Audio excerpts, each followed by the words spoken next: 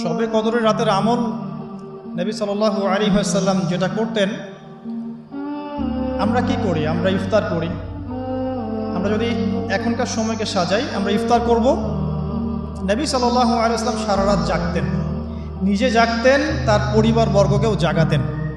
আয়েশা রাদিয়াল্লাহু আনহা বলতেন যে তিনি শেষ দশক আসলে এত বেশি ইবাদত করতেন, নিজের কোমর বেঁধে নিতেন, স্ত্রীদের সঙ্গ ত্যাগ করতেন, একদম টোটালি তিনি ডিভোটেড হতেন, আল্লাহর প্রতি একনিষ্ঠ হয়ে যেতেন শেষ দশকে, এবং ইতেকাফ করতেন, মসজিদে ইতেকাফ করতেন। যদি আমাদের পক্ষে পসিবল হয় আমরা শেষ দশকে ইতেকাফ করবো ইনশাআল্লাহ। যদি পসিবল নাও হয় আমরা শেষের 10টা রাত বাসায় জাগার চেষ্টা করবো ইনশাআল্লাহ। আর যদি 10 রাতও জাগতে না পারি, শেষ দশকের বিজয়ের রাতগুলো অবশ্যই জাগবো ইনশাআল্লাহ। 21 রাত, 23, 25, 27 এবং 29, এই 5টার যে কোনো একটাতে লাইলাতুল কদর আছে।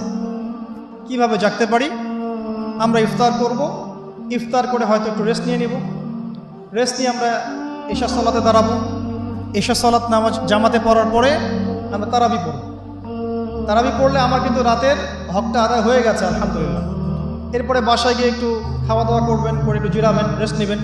যদি 1-1.5 ঘন্টা ঘুমিয়ে নেন, ঘুম থেকে উঠবেন 1টার দিকে, 1:30টার দিকে, উঠে বাকি রাতটা আপনি কয়েকটা কাজ করে কাটাবেন। তাহাজ্জুদ পড়তে পারেন, তাহাজ্জুদে নামাজ পড়বেন 2 রাকাত করে, লম্বা করে, ধীর স্থিরভাবে কোরআন তেলাওয়াত করবেন, আল্লাহর কাছে দোয়া করবেন বেশি বেশি করে, কোরআন তেলাওয়াত করবেন, নামাজ পড়বেন, দোয়া করবেন, জিকির করবেন, এই কাজগুলো বেশি বেশি করবেন।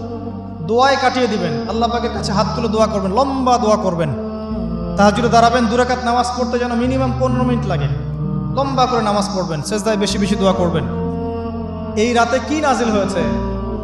একটু আগে কি বললাম? কোরআন। তাহলে শবে কদরের রাতে সবচেয়ে গুরুত্ব দেওয়া দরকার কিসে? কোরআনে। নামাজে দাঁড়িয়ে লম্বা কিরাতে আপনি তেলাওয়াত করবেন। যদি লম্বা কিরাত না জানেন, ছোট সূরা বারবার পড়বেন।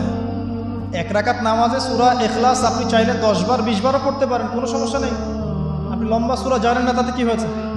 যারা লম্বা জানেন লম্বা পড়বেন, সেজদাকে লম্বা করবেন, রুকুকে লম্বা করবেন, এইভাবে শেষ রাতে নামাজ পড়বেন। আর যদি মনে হয় আপনার কাছে যে আজকের রাত লাইলাতুল কদর, যারা মুমিন তারা বুঝতে পারবে, যারা মুমিন তারা বুঝতে পারবে, এই রাতে ইবাদত করতে তৃপ্তি পাবেন, প্রশান্তি পাবেন। আল্লাহর সাথে দোয়ায় কথা বলতে গিয়ে দেখবেন চোখ দিয়ে ঝরঝর করে পানি পড়ছে, এবং এই রাত্রে হালকা বৃষ্টি হতে পারে। কি হতে পারে?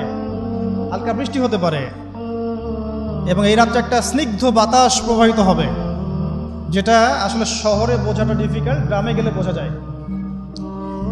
যদি মনে হয় যে এটা লাইলাতুল কদর, তাহলে একটা দোয়া করবেন, আল্লাহুম্মা ইন্নাকা আফুন তুহিব্বুল আফওয়া ফাআফু আননি। এই দোয়াটা বেশি বেশি করতে থাকবেন, এভাবেই লাইলাতুল কদর কাটাবেন ইনশাআল্লাহ।